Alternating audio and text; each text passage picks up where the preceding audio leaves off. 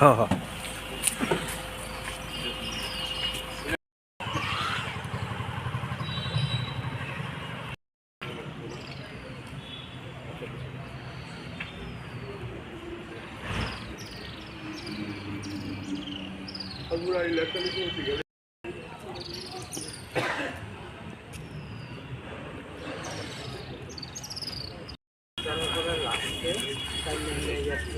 করেছি chief electoral অফিসারগুলোর মূল বক্তব্যটা ছিল যে নির্বাচনের পরে যে সমস্ত জায়গায় হিংসা ঘটছে এই সমস্ত হিংসা বন্ধ করতে হবে, আক্রমণ বন্ধ করতে হবে এবং প্রশাসনিক পুলিশ যাতে সক্রিয়ভাবে তাদের বিরুদ্ধে ব্যবস্থা নেয়, দুষ্কৃতিকারীদের গ্রেপ্তার করে স্বাভাবিক অবস্থায় ফিরিয়ে আনে, সেটা বলা হয়েছে। আর উনি বলেছেন যে তারা অলরেডি সমস্ত মহকুমা শাসক এবং থানা লেভেলে তারা নির্দেশ দিয়েছেন অল পার্টি মিটিং ডেকে বসে যাতে পিসফুল ব্যবস্থাটা আনা যায় তার জন্য তারা উদ্যোগ গ্রহণ করবে। উনি আমাদেরকে এটা জানিয়েছেন, অলরেডি এটা বিভিন্ন মহকুমাতে আজকে মিটিং হয়েছে, আর বাকি যেগুলো হয়নি সেগুলো হবে। উনি আমাদেরকে আশ্বস্ত করেছেন, আর সঙ্গে বলেছেন যে যেখানে যেখানে এই যত হিংসাত্মক ঘটনা ঘটছে এটা বন্ধে সমস্ত ব্যবস্থা গ্রহণ করতে এবং দরকার হলে প্যারামিলিটারি ফোর্স আরও কিছুদিন রাখা হবে রাজ্যে, এটাও জানিয়েছেন আমাদেরকে।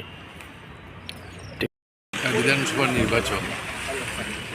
নির্বাচনের পূর্বেই ভোটারদের মধ্যে আশঙ্কা ছিল যে ঠিকমতো ভোট দিতে পারবো কিনা, কারণ ভোটটা নির্ভর করেছে গণতন্ত্র পুনরুদ্ধারের প্রশ্নে এবং অসংখ্য বাধা বিপত্তি হয়েছে, থ্রেটেনিং হয়েছে, টাকা পয়সা দেওয়া হয়েছে শাসক পার্টির তরফে। এই সমস্ত কিছু উপেক্ষা করে ভোটাররা যখন 90% উপরে 90% মতো ভোটার ভোট দিয়েছে, তার মানে হচ্ছে মানুষের জেদ ধরেছে 5 বছরে ভোট দিতে পারেনি, এবার তারা ভোট দেবে এবং ভোট দিয়েছে।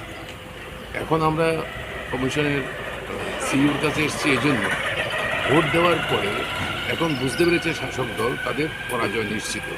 ত্রিপুরাতে সামনের ভোট গ্রহণের পরেই দেখবেন ত্রিপুরায় এখানে জনগণের সরকার প্রতিষ্ঠিত হবে, বিজেপি সরকার আসছে না ক্ষমতায়। এটা বুঝতে পেরেই এখন পরাজয়ের আতঙ্কে আক্রমণ শুরু করেছে, বিশেষ করে সিপাহী জেলা, জিরানিয়া, এই সমস্ত জেলা।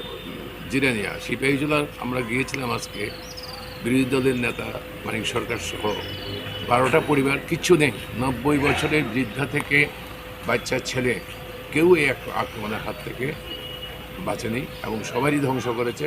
এমনকি ঘরে একটা জিনিসপত্র ভাঙচুর, ইউটেন্সিলস যা থাকে খাবারের জিনিসপত্র, এগুলো পর্যন্ত নষ্ট করে দিয়েছে। টিভি, ফ্রিজ যা আছে সব ভেঙে দিয়েছে। এই একই রকম ঘটনা ঘটেছে জিরানিয়া, একজন ছাঁটাই হওয়া 10,323 শিক্ষক, সে শিক্ষক আন্দোলনের নেতা, এই অপরাধে তার বাড়িটাকে সম্পূর্ণ ধ্বংস করে দিয়েছে, সম্পূর্ণ ধ্বংস করে দিয়েছে। আমরা বলেছি এছাড়া তো নলছর আপনার এতে কাঠারিয়া চলছে, মানুষের মধ্যে একটা আতঙ্কের পরিবেশ তৈরি করে ভাবছে তারা ভোট না গণে জিতে যাবে। আমরা পরিষ্কার বলতে চাই, আমাদের আবেদন ত্রিপুরা নির্বাচক মণ্ডলীর কাছে, অনেক লড়াই করে ভোট দিয়েছেন, অনেক বাধা বিপত্তি উপেক্ষা করে ভোট দিয়েছেন এবং এখন শান্তিপূর্ণ পরিবেশ বজায় রাখুন। আমরা বামপন্থী ফ্রন্টের কর্মীদের, সিপিআইএমের কর্মীদের আবেদন করব, জনগণকে আবেদন করব, সর্বত্র এই কটা দিন শান্তি, সম্প্রীতি, সুস্থিতি বজায় রাখুন, কোনো প্ররোচনার ফাঁদে পা দেবেন না। আর যদি গ্রামে একান্তই নেহাচন্দ্রনগরে যা ঘটেছে, গোটা গ্রাম আক্রান্ত হয়েছে, এরকম ঘটনা ঘটলে আমাকে আমার জীবনের সম্পত্তি বাঁচানোর জন্য যা করা দরকার তাই করতে, এটাই হচ্ছে রাজ্যবাসীর কাছে আমাদের আবেদনের সংখ্যা।